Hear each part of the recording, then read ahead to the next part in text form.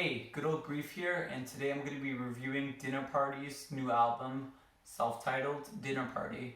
So, for those who don't know, Dinner Party is a collective of Kamasi Washington, Terrace Martin, Robert Glasper, and Ninth Wonder, and they're coming together on this track for a short but sweet 7-song EP, ranges about 23 minutes, and it combines elements of jazz, funk, soul, and hip hop into a nice mix.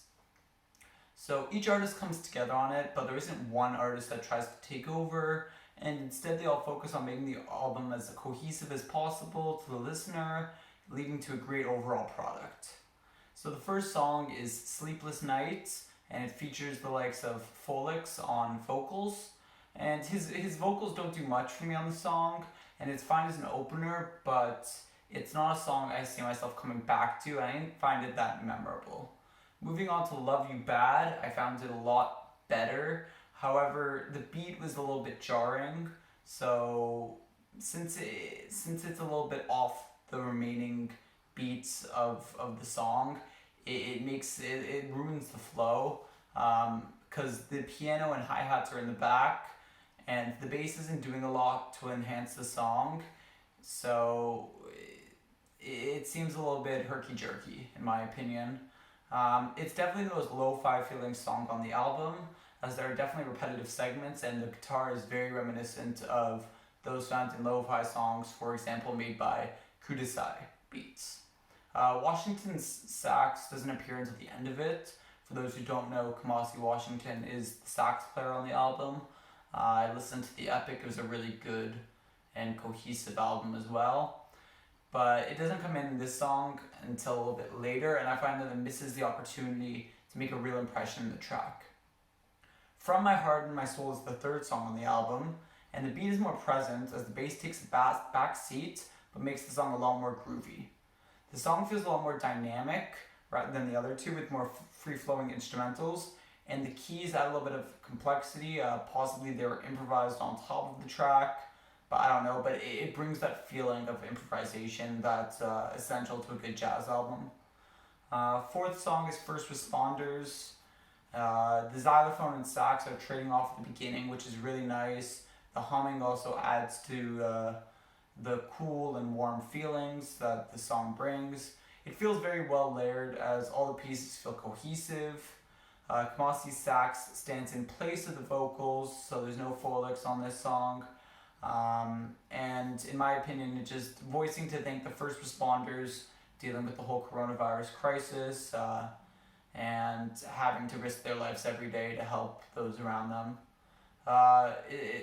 The sax riff near the end of the song is also really good. It gives a little bit of a sax solo. It's the only really time that there's a solo in the album, just for the sax. And there's a nice mix of repetitive parts from the chorus, and then a little bit of freestyle as well.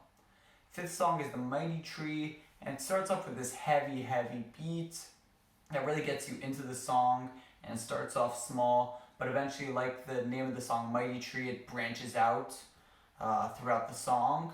It's not my absolute favorite track, and I find it a little bit disorienting, especially with the piano trying to come into the song, but it really shows it never really comes fully, as it's only really a supporting piece.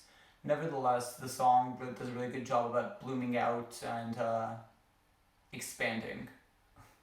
Sixth song is Freeze Tag, which is a take on the police brutality and the racial injustice found in the police force.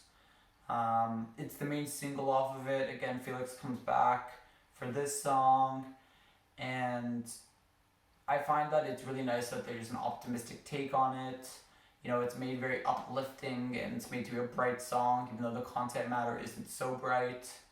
And they're definitely trying to bring positive energy, which is really appreciated in 2020. But yeah, I find it one of the better songs. The piano in the ending is melodic, and it's a great send-off. It's trying to broadcast the positivity in the African American community, so just on all fronts, it's a pretty good song. And then finally ending with Love You. There's a heavy electronic influence in the song. The vocals are reminiscent of something off of 24 Karat Gold by Bruno Mars, or maybe Gidget by Anderson .Paak and the Free Nationals near the end, due to the reverb on the voice. It's definitely one of the funkier songs, but it's also a really easy listen, and it really gets you into the mood to go out and have a good time. And I think that's a good way to describe this whole album. I mean, it deals with some harsh subject matter, especially racial injustice and coronavirus, but it does so in an uplifting way. I find that by the end of listening to it, I didn't feel tired, but the opposite, I felt energized. So I find that Dinner Party does a really good job of just bringing that energy and putting you in a better mood. If I had to give a rating, I would give it a 6 out of 10. There were definitely certain elements that I thought could be better. I thought that Felix's vocals could be a little bit better. I would have liked a little bit more solos from Kamasi Washington. I would like the piano to be a little bit more present in all the songs, because on some songs it came off as lackluster. But that's not to discount the cohesiveness of the group. I found that it was an extremely well put together album. It was extremely well mixed. I didn't feel like one person was dominating. And yeah, it's really nice when you see people that are masters at their craft coming together and trying their best to make something that shows the absolute best from each of them. So thanks for watching. If you like this video, subscribe, like it, comment. I'll take anything. But yeah, thanks for watching.